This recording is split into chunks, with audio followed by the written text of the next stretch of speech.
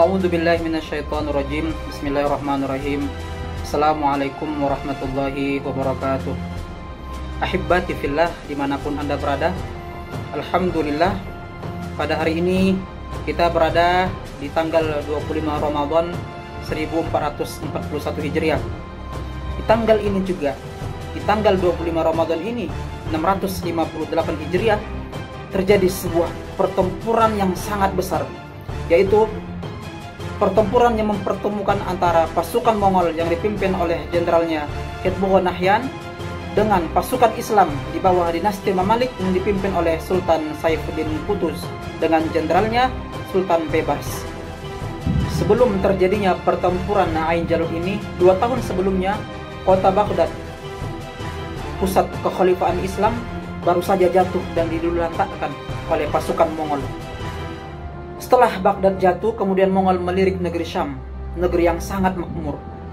Kemudian sebelum digempur, diserang, Mongol mengirim utusan, yaitu biasa Mongol kalau menyerang suatu negeri pasti diancam dulu. Kemudian Mongol datang ke negeri Syam, dibacakanlah surat ancaman dari Hulagukan. Ketika dibaca, menggigillah pemimpin-pemimpin negeri Syam ini.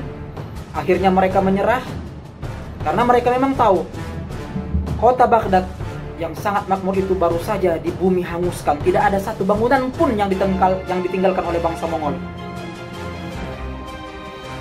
Di saat pemimpin-pemimpin negeri Syam ini mendengar beritanya, mereka kemudian membuka gerbang pintu Damaskus, negeri Syam, dan masuklah Mongol ke negeri ini tanpa adanya perlawanan sama sekali. Itulah pada saat itu mereka sangat ketakutan. Sampai tergambarkan pada masa itu Mongol itu adalah sebuah pasukan yang tak akan pernah terkalahkan. Pintu gerbang Damaskus dibuka. Kemudian Mongol melihat lagi melirik negeri Mesir, negeri yang sangat makmur. Diutus 4 utusan Mongol untuk datang ke negeri Mesir. Akhirnya 4 utusan Mongol ini tiba di balairung istana.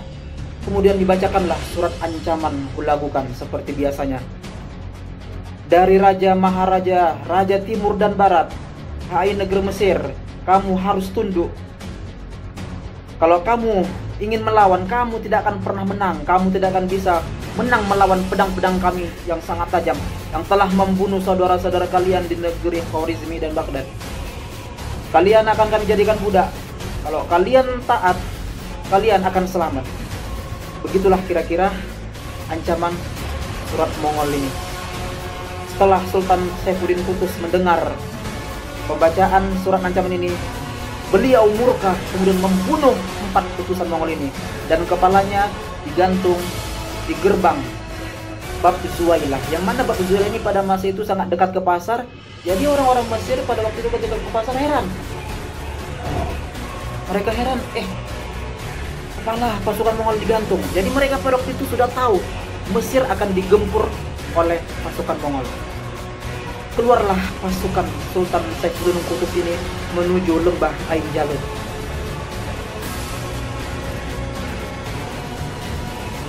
Di tempat lain, ternyata Kaisar Mongol di Karakorum, ibu kota Mongol, Mongkehan, meninggal dunia.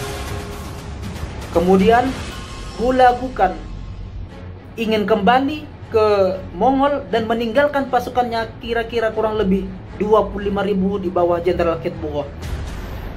Sebelum terjadinya pertempuran Ain Jalut ini, Sultan Qutuz menugaskan Jenderal Baybars untuk menyergap pasukan Mongol dengan taktik pukul lari. Di bawah Jenderal Baybars, kemudian mereka menemukan pasukan Mongol, kemudian mereka serang, kemudian mereka pura-pura lari. Begitulah taktik pukul dan lari yang diterapkan oleh Jenderal Baybars. Sampai pada masa itu Jenderal Ketbogo Nahyan mendengar berita tentang pasukan muslim yang masih berani mengganggu pasukan Mongol.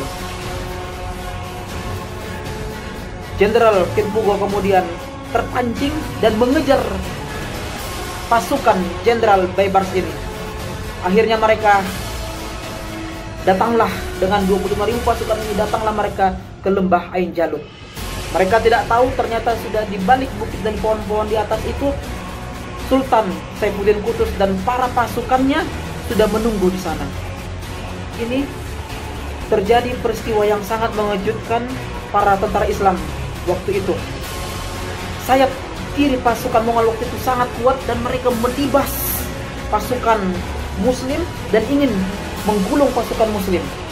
Ketika Sultan Saifuddin Qutuz melihat peristiwa ini, beliau waktu itu gemetar, kemudian beliau membuka penutup kepalanya dan mengatakan, wa Islamah, wa Islamah, wa Islamah, demi Islam, demi Islam, demi Islam. Ketika tentara Islam melihat Sultan mereka tahu bahwasanya itu Sultan Qutuz. Kemudian mereka semangat kembali dan menghajar Mongol. Sayap kiri yang tadi hampir tergulung, mereka kembalikan kembali. Dihajar, kemudian pasukan Mongol semakin terjepit.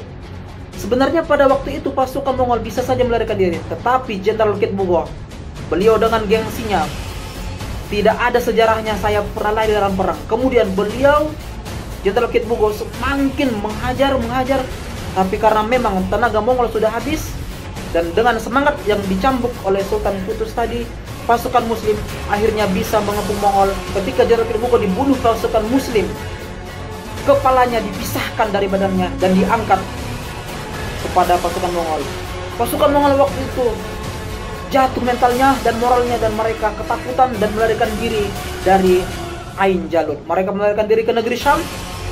Pasukan Mongol luluh lantak dan akhirnya dikejar oleh pasukan Jenderal Baibars dan Sultan Qutuz. Mereka lari dan akhirnya negeri Syam dibebaskan oleh pasukan Muslim. Alhamdulillah.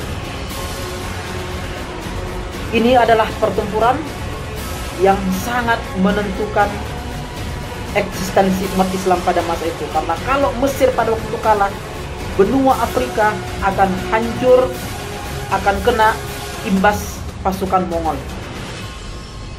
Banyak yang bisa kita pelajari di bulan Ramadan ini.